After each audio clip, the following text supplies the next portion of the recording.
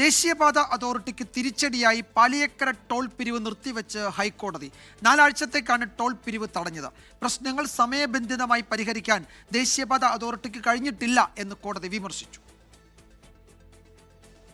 വലിയ പ്രതിഷേധത്തിനും നിയമപോരാട്ടത്തിനുമൊടുവിലാണ് പാലിയേക്കരയിലെ ടോൾ പിരിവ് നിർത്താനുള്ള ഹൈക്കോടതി ഉത്തരവ്.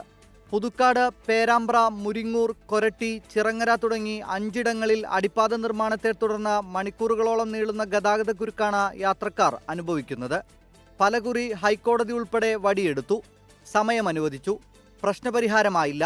ഇതോടെയാണ് 4 ആഴ്ച ടോൾ നിർത്തിവെക്കാനുള്ള തീരുമാനത്തിലേക്ക് കോടതി കടന്നത്.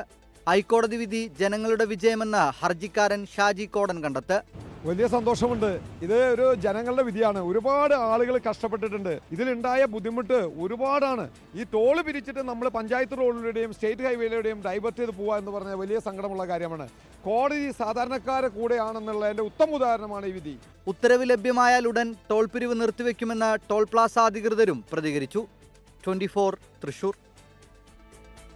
ലോകത്തെവിടെയായാലും ഏത് സമയത്തും 24 വാർത്തകളും ഓഗ്മെന്റഡ് റിയാലിറ്റി പാക്കേജുകളും എക്സ്പ്ലെയിനറുകളും വിശദമായി കാണാൻ ഞങ്ങളുടെ യൂട്യൂബ് ചാനൽ നിങ്ങൾക്ക് സബ്സ്ക്രൈബ് ചെയ്യാം.